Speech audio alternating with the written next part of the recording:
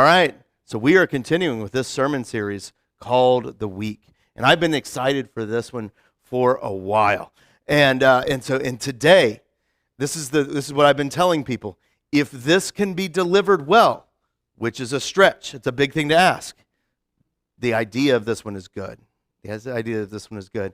But what we're doing is we're interweaving the themes of the 7 days of creation with Holy Week, right? So last week, what we talked about is let there be light.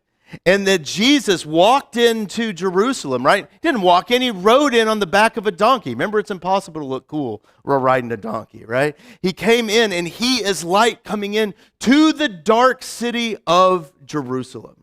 Like that is what he is doing there on Palm Sunday. And so today is day 2 of creation. And I know Don read this expertly just a little bit ago, but we'll hit it again to show you what's happening here. And God said, let there be a vault between the waters to separate water from water.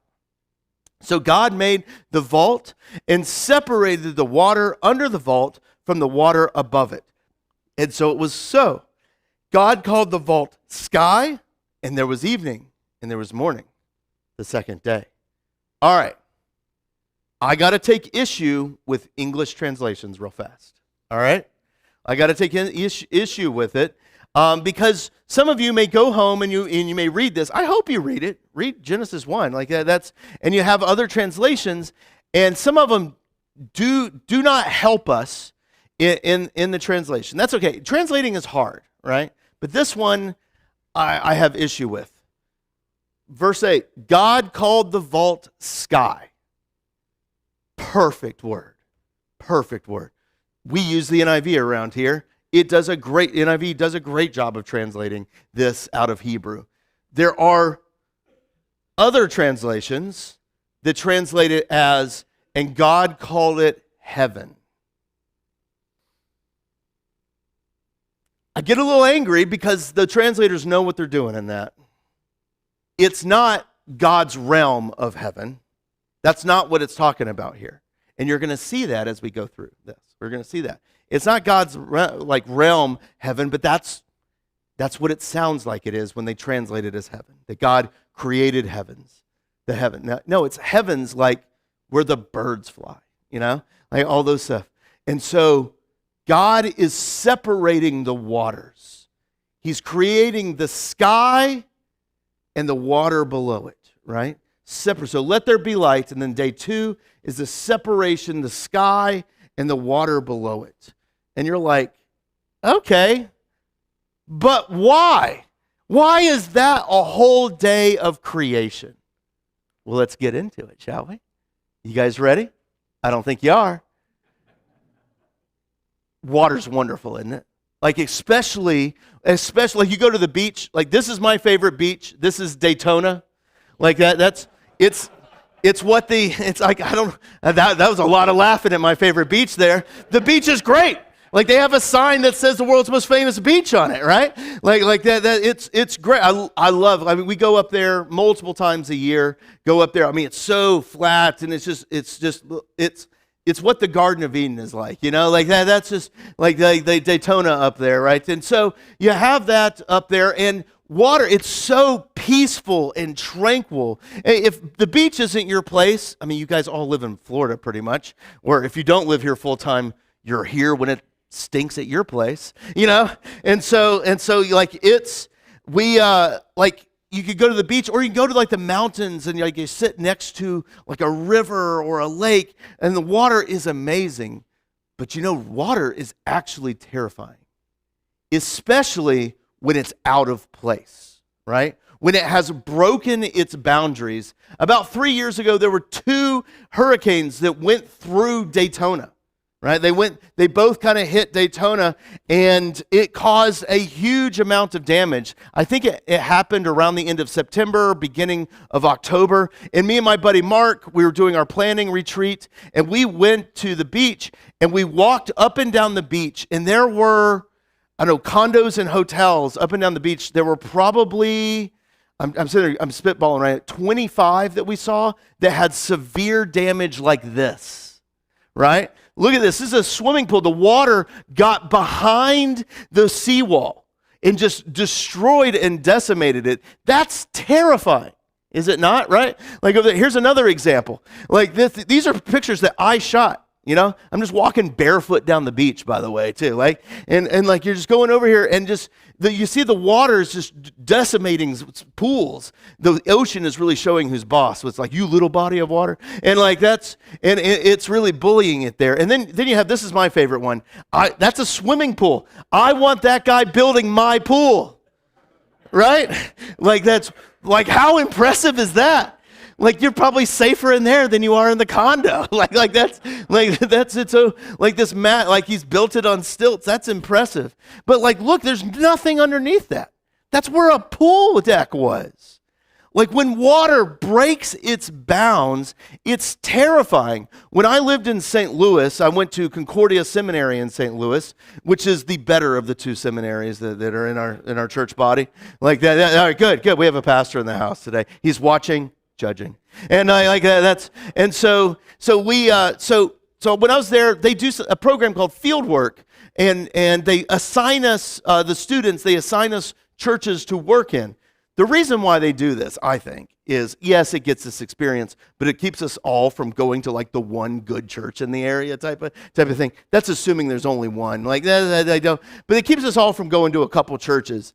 And so mine was out in Ellisville, which is kind of an outer burb of St. Louis.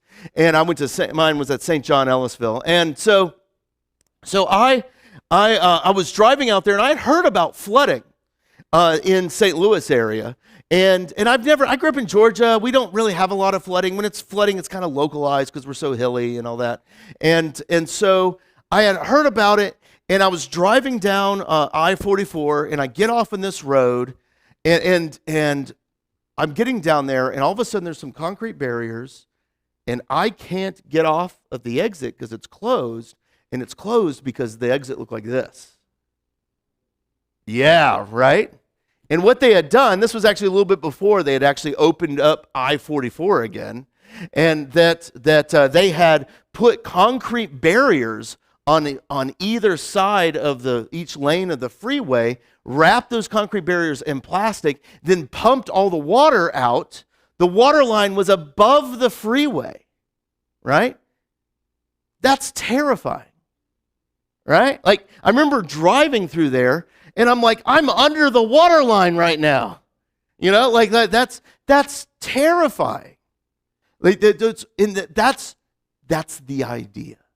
That's the idea. Water, when it's out of its bounds, can be chaotic and terrifying. That is what water is to the Hebrews, right? That's what it is.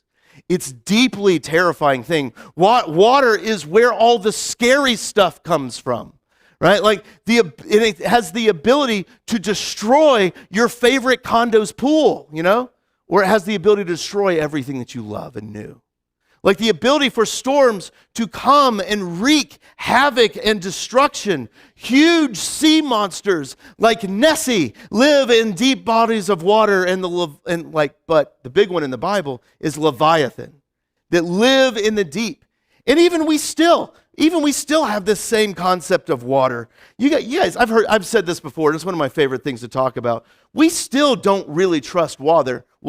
Like, yes, we may put on a good show, get our boat out, and be skiing behind it, and we're going to town. But when we fall off the skis and we're waiting for our friends to turn around, put that beverage down, and it's a Coke Zero, all right? But it's to turn around and notice that we're just in the water. When you're floating, waiting on your friends to turn around after water skiing, do you put your toes as deep as you can in the water? Why? It's just water. No, it's the same idea. It's the same idea that's inside of us, the same idea that the Hebrew is doing, that there's something down deep in there that's going to get my toes, you know? There's this sense, this unease around water. Like this is the sense that we are talking about. When water is out of its bounds, when it's untamed, it's scary, especially when you've been out in it, right? Like if you've ever when you've been in a riptide or you've been in a situation where all of a sudden you're like, oh no, like the water is coming over you and everything is kind of like you're like, I don't know if I'm going to survive this, and you're trying to go up, and you go up, and the chaos just begins to overwhelm you as you go down and back up again. You're drowning in the midst of the chaos all around. In the midst of that, God says, let there be a separation of the waters. Put bounds on the chaos of the sea, and let sky break forth. Like there's all this stuff, and all of a sudden,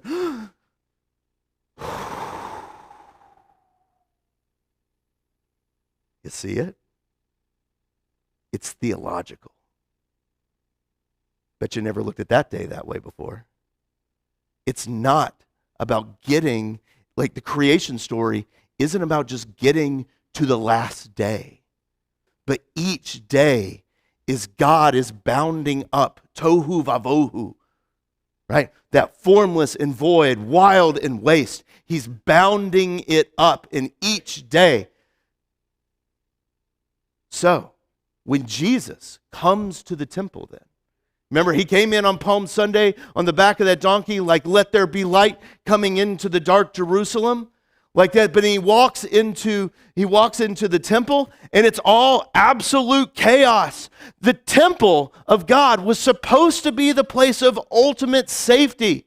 It was a safe place. It was where God was meant to meet man. God and man were supposed to join up right there. It was the place where people were supposed to experience the forgiveness of their sins and the rest of God. But the money changers had taken over the court of the Gentiles. Let me repeat that name again. The money changers were in a place called the court of the Gentiles. Like that's the chaotic waters of human greed and noise had came flooding in. It's almost like tohu vavohu is being rolled back into the very place of God's presence. And when we think about chaos and drowning and when natural disasters happen here, who is often affected first in the midst of that? It's the vulnerable, right? It's the vulnerable. The court of the Gentiles was the place where the nations, where the lame, the blind could come and pray, right? Let me say that again. There's a special place in the temple called the court of the Gentiles, right? If you hear anybody saying, oh, there's like tiers to who your neighbor is, that's not Jesus. That's tohu vavohu. Okay? Like that is like all of his, and the buying and selling and the bleating of animals, not bleeding like out, animals is literally squeezing the vulnerable out. The religious leaders of that day had built a system where the sea monsters of commerce devoured the space meant for the needy. And it was chaotic, and there's no rest. Imagine being one of those blind or lame or an outsider. You're just trying to draw a breath in the midst of the chaos, in the tranquil waters of God, but you just can't do it, and you're squeezed to the outside. But look at what Jesus does. Jesus entered the temple courts, and he drove out all who were buying and selling there. He overturned the tables of the money changers and the benches of those selling doves. And he's like, it is written, my house will be called a house of prayer, but you have made it into a den of robbers. Like he is like, what's he doing? He sees all of this chaos all around. And Jesus starts flipping tables. Notice how he's doing it, though. He's not doing it because he lost his temper. He's doing exactly what he did on day 2 of creation. He's forcibly pushing back the chaotic waters of commerce and greed to create peace, a peaceful place. My house will be called a house of prayer. This place was meant for peace. It's not meant to be this place of just buying and selling. And then, did you pay attention when Don read a little bit ago? What happens as soon as he clears out the temple courts of all those buying and selling? Did you notice? The blind and the lame came to him at the temple, and he healed them. The temple had a burst pipe of sin. The noise, the haggling, the smell of manure, it was a spiritual riptide. And if you were blind or lame or a person trying to seek after God and you weren't fitting into that mold that they wanted you to, that you were caught in a current that was violently pushing you away, and Jesus steps in like a lifeguard, pulling people out of the surf and letting them breathe new life again. You know, as we look at all these money changers and all these people that have done this, it causes us to look at ourselves in the mirror. Like St. Paul tells us that we now are the temple of the Holy Spirit. We are the temple of God. How often do our lives and our own hearts look exactly like that chaotic courtyard? That God created you for peace. He created you to rest in His Word. But we let the waters of chaos just flood back in. We fill our lives with constant deafening noise of the world around us. The anxiety of our schedules, the buying and selling, the pursuit of wealth, the anger that we harbor, the social media feeds that we just doom scroll into a restless sea. And it floods our minds as we become the marketplace of worry instead of a house of prayer. And in that chaos, the things that actually matter get pushed out. The time in our devotions, the time where we're quiet, that we focus on what God has, that gets pushed out. Forgiveness gets pushed out. Loving our neighbor gets squeezed into the margins. And we regress. We regress into tohu vavohu, wild and waste, formless and void. We drown in the chaos that we create. But thanks be to God who doesn't leave us alone in our drowning. Because look at what Jesus does in the temple. He doesn't hold some committee meeting, you know. He's like, we need to discuss this. I don't like any of this. You know, I don't like that. And to the money, and instead he starts driving out the merchants and the money changers that are there. What Jesus does, it to them, those that are profiting off of all of this, it looks like an act of destruction.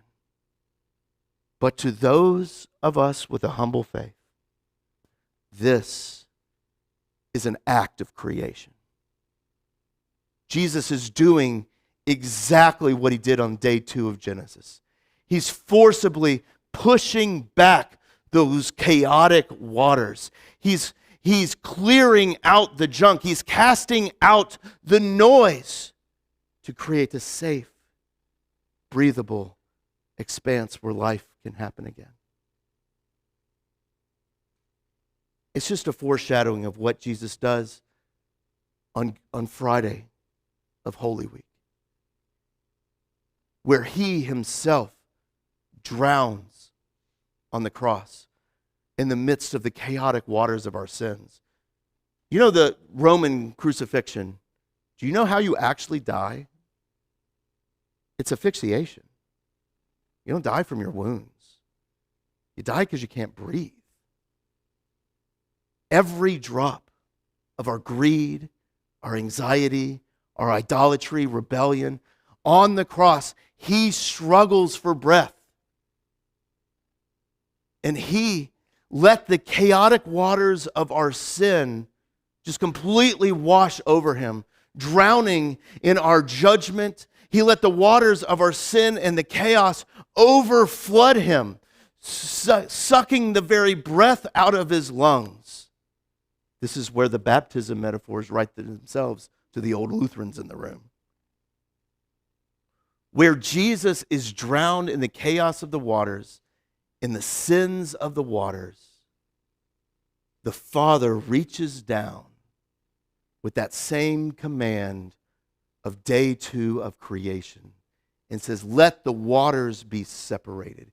May the waters of chaos and sin be held in place.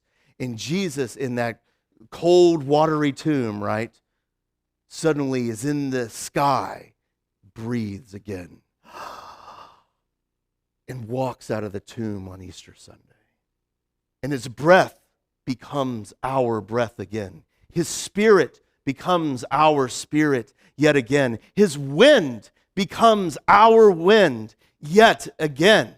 And we may drown in the waters of our own baptism, falling under, but we, just like Jesus, are raised again in the new life when we can breathe the fresh sky once again.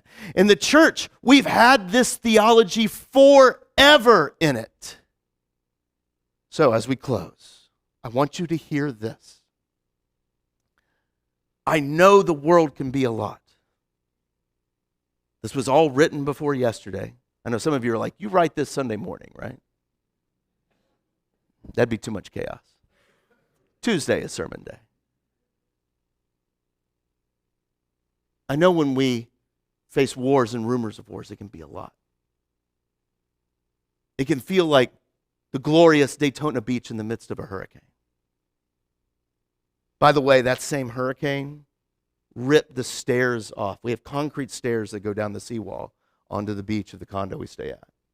It ripped the stairs off. And I asked the office manager, where do you think the stairs are? Did you have to get an excavator to pull them up? And they're like, we think they're about 20 feet down in the sand.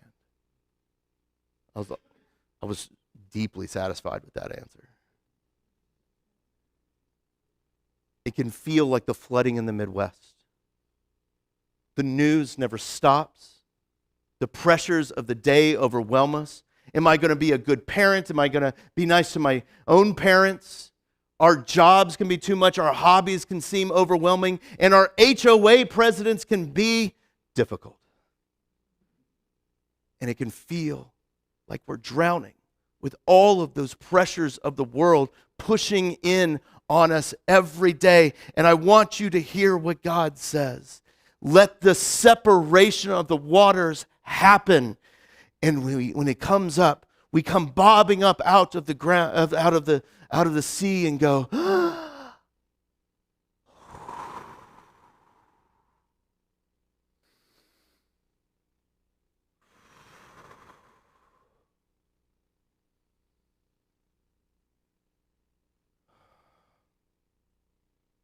There was evening, and there was morning, the second day. And that's good news. Let's say a prayer. God, we thank you that you love us, that you have come to save us, that you are always showing us grace and mercy in your name. Lord, may we see the chaos of our own sin, our own separation, how it came to you on the cross. But Lord, just as you rose again, may we too rise with you. Lord, give us breath, even in the chaotic waters.